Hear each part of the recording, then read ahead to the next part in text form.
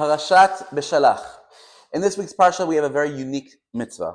The mitzvah of Tchum Shabbat, of not being able to take things out of Reshut HaYachid to Reshut HaRabim, and not taking it more than 4 amot in that Reshut. We'll explain the concept very, very soon, but it's important to understand that there's a lot of halachot. There's a whole Masechet Eruvin that talks about it, and it's also in Masechet Shabbos, and it goes on and talks about the different types of halachot when it comes to this mitzvah. So it's one mitzvah that has a lot of different rulings and halachot, and we're going to try to understand the surface and try to understand maybe the essence of the halacha according to this week's parasha. It says in Perek Tetzayin Pasuk Kavchet, Vayomer Hashem el Moshe Ad ana me'atam lishmor mitzvotai v'toratai Re'u ki Hashem natan lachem hashabat Al ken hu noten lachem beyom hashishi lechem yomayim Shvu ish tachtav, al yitzeh ish mimkomo beyom hashvi'i. Hashem is giving Am Yisrael the Shabbat, and He only asks from us one thing: do not leave your place on Yom HaShabbat. On the 7th day, don't leave. And how is Hashem going to take care of us?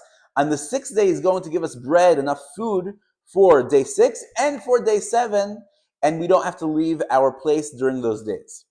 Now, there's a very, very deep essence to the inyan of staying in one place on Shabbos. We know that Shabbos is a holy day. We prepare for Shabbos 6 days of the week in order to get into the Yom HaShabbat with everything that we need, just like we learned from this week's parasha. And we're going to dive into the halacha, but this is not a shiur halacha. What we are doing right now is a shiur machshava that stems from the mitzvah and from the halacha. Mitzvah Shin Kaf Aleph to the Rambam. The Rambam is going to talk about this mitzvah. It's part of the Taryag mitzvah, the 613 mitzvot, and this is a mitzvah lo ta'aseh. Hizhir shelo la'alo chutz letchum hamedina b'Shabbat. We're not supposed to leave the Medina, the place that we're staying at, the yeshuv that we're staying at, on Shabbat. We have alpayim amah, 2,000 amah to each way, and we're not supposed to walk more than that. And if we don't have an eruv, now we're going right into Masechet Eruvin. If we don't have an eruv, we're not supposed to carry anything with us there. Now, I know that when I give the shiur in English, especially, I have a lot of students from all over the world, and in some of the cities that you guys live in, there's no eruv, and you know how to live a good, religious Jewish life, even without an eruv. Here in Israel, Baruch Hashem, in every city that we have here in Israel, or I don't know if every single yeshuv and kibbutz has, but I'll say that the vast majority do have eruvin, and that's why an average Israeli doesn't even know the halachas of eruvin. It could be a really frum Jew growing up, keeping Shabbos and kosher and all the halachot and all the mitzvot, and he might not even be aware of the halachot of eruvin until unfortunately, every once in a while, there might be a very big storm or something happens, and it brings down the eruv of the yeshuv, and then someone claps on the bima and says, there is no eruv, and from this moment on, we're not allowed to do tiltul, we're not allowed to carry things, and people don't know what to do. It's always very funny to see it, because from the side, I've learned hilchot eruvin because of my different jobs in the army, different situations in the army, mainly, but growing up, you don't really learn the halachot of eruv. And you see all the people that are really from, they just have no idea what to do. They're in shock that even a tissue could be tiltul, and you're not even have tissues in your pockets on when there's no eruv on Shabbat, and all the halachot that deal with it, with the babies and the strollers, and it's really interesting to see that from the side. But ad kedei kach, that the halacha is that mutav v'yu shogigin ve'alu mezidin. If a rabbi knows that his congregation won't know how to deal with the knowledge that there is no eruv now, it's preferable he doesn't let them know. He should not let them know on Shabbos, because if they don't know the halachas, then they're going to be b'mezid, not doing the halachot of isur tiltul. So it's best that if his congregation doesn't know the halachot, not to tell them. He knows, so he shouldn't carry. And if he knows maybe someone that will be makpid because they know how to keep these halachas, he should tell them. But in a general speaking, you do not let your congregation know if they don't know how to deal with it without an eruv. So we know that there's halachot here. There's a mitzvah deoraita from this week's parsha. Fun fact: it's the only mitzvah that we have from Parshat Beshalach, and it's a mitzvah shel lo ta'aseh. It's the 24th mitzvah of the Torah, according to some calculations. And I want us to see this mitzvah in the Shulchan Aruch. First of all, the Shulchan Aruch says, Arba Reshuyot Shabbat. There are four Reshuyot, four different statuses of places that we have on Shabbat. We have Reshut HaYachid. That's someone's, in a general speaking, right? There's when you go into the halacha, there's a lot of different ways to view it. But Reshut HaYachid is someone's private home.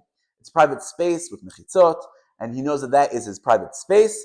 And there, within the home, you're allowed to leteltel. You're allowed to carry things within your private home. You want to go from the bedroom to the kitchen to the dining room. You could take around things. Okay, so that's one reshut. And then we have another reshut. It's called Reshut HaRabim. We'll get into what Reshut HaRabim means soon. But generally speaking, it's a public place. Outside of your home, you go out to the street. That's already a public place that people are walking, people are going there. It's not your own private place. That's another reshut. There's two halachot. You're not allowed to take something from within one reshut to the other reshut, whether it's from Reshut HaYachid to Reshut HaRabim or from Reshut HaRabim to Reshut HaYachid. And once you have something in Reshut HaRabim, you're not allowed to walk with it more than 4 amot. Okay, daled amot. That's where you're allowed to be with your chefetz, with your thing. But more than that, you're not allowed to go. Now, there's a lot of halachot. Again, this is not a shiur halacha. It's just important for us to get a general sense of what we're talking about. There's another reshut. It's called Carmelit. Carmelit usually talks about a desert, the ocean, a big place. It's not Reshut HaYachid. It's not my private home, on the one hand. On the other hand, it's not Reshut HaRabim. There's nobody really there, but it's another status of a place.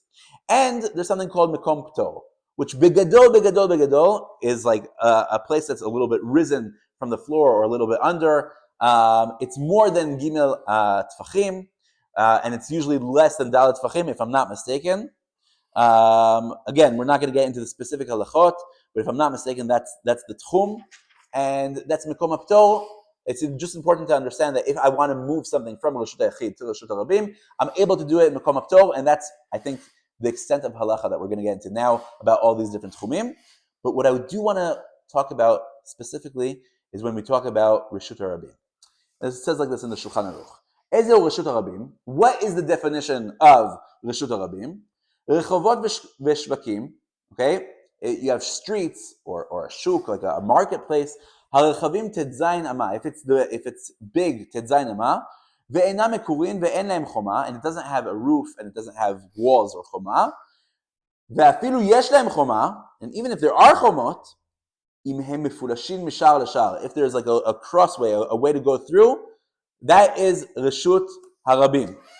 That's the general understanding about Reshut HaRabim. By the way, it says here also that they don't have doors that are locked throughout the night. That is considered Reshut HaRabim because it's something that's opened. It's open for the public to go through, and even if there are walls, there are ways to go through.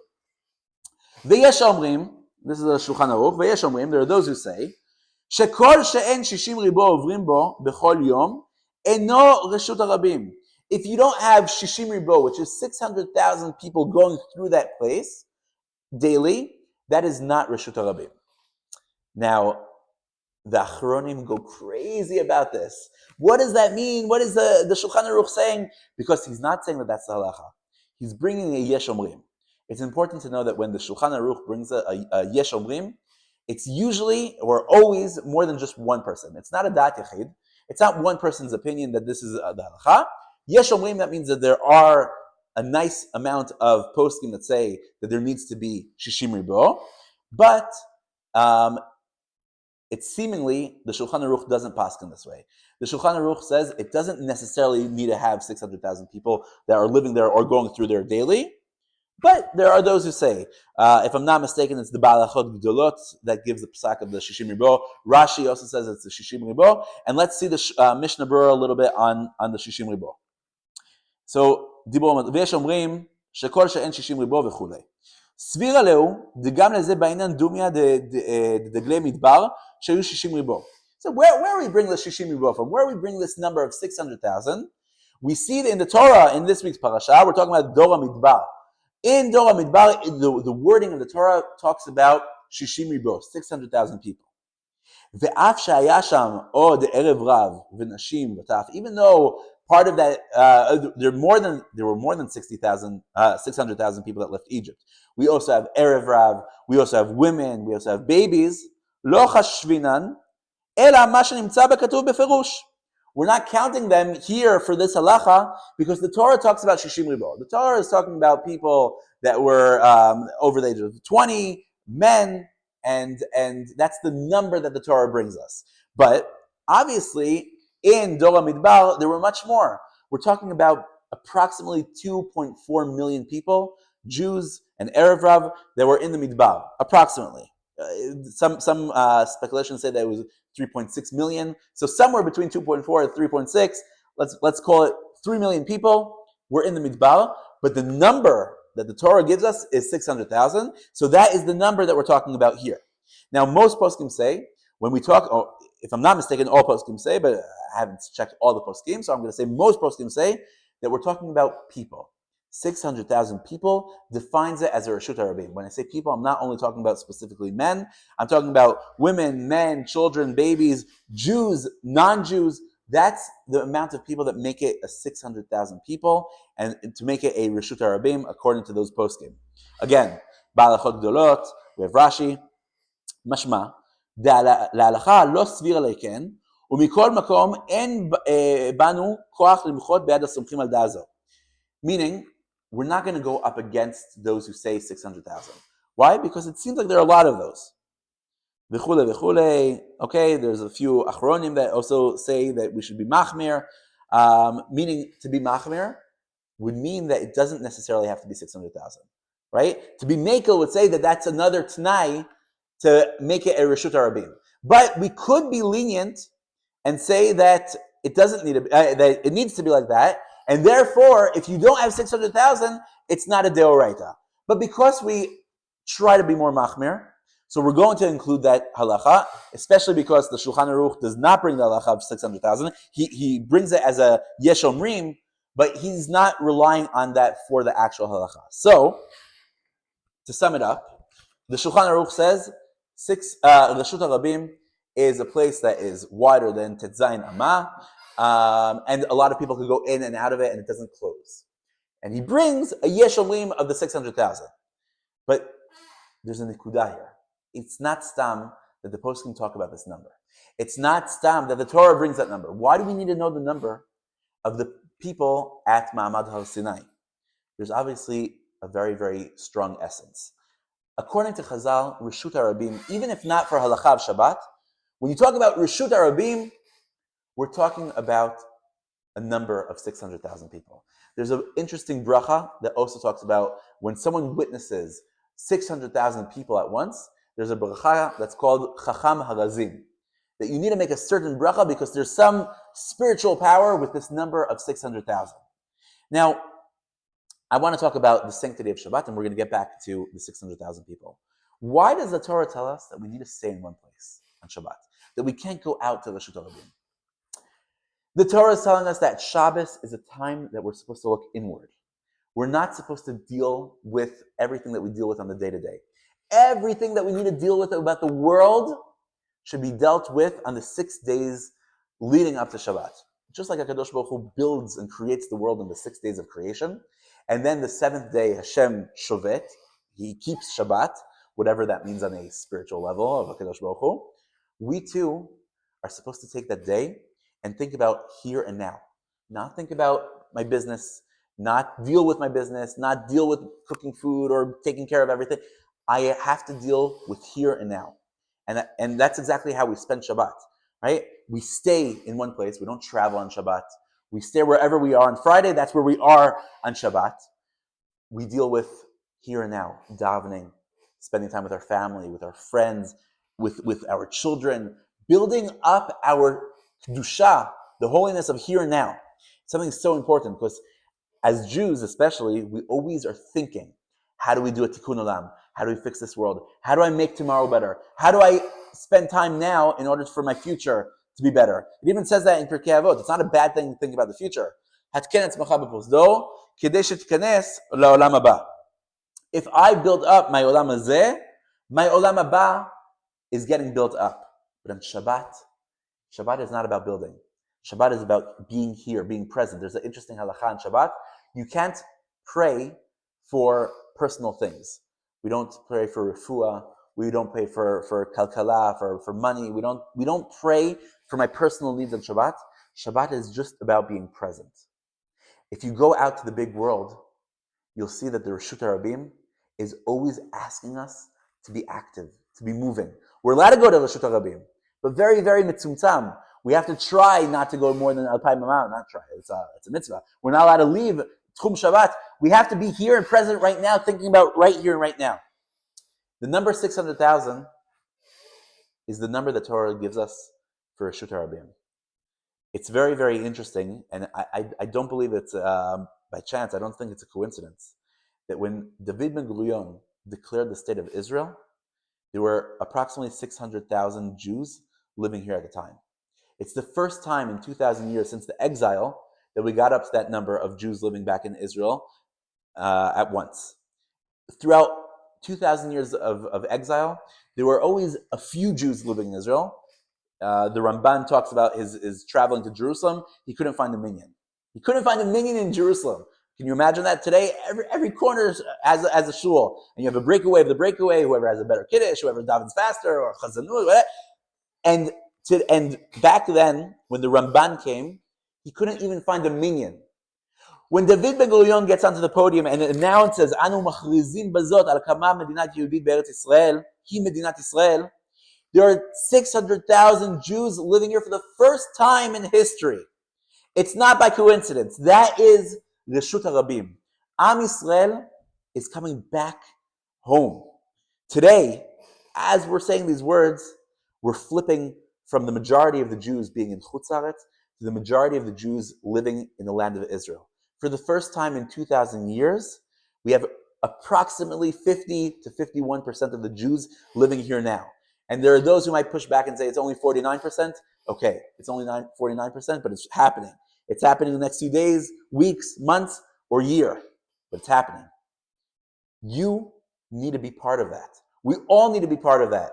To think about Shabbat here, right now. Enjoy the moment. Enjoy the Olam Haba that we're living here in the Kedusha of Eretz Yisrael, but also have in mind that what we're doing here as the Reshut HaRabim for the first time in 2,000 years is going to affect Jews all around the world, and it's going to affect the whole world. Because if our job is to be a light unto the nations, we're only able to do that as a Mamlechet Kohanim V'Goy Kadosh. We're only able to do that as a nation.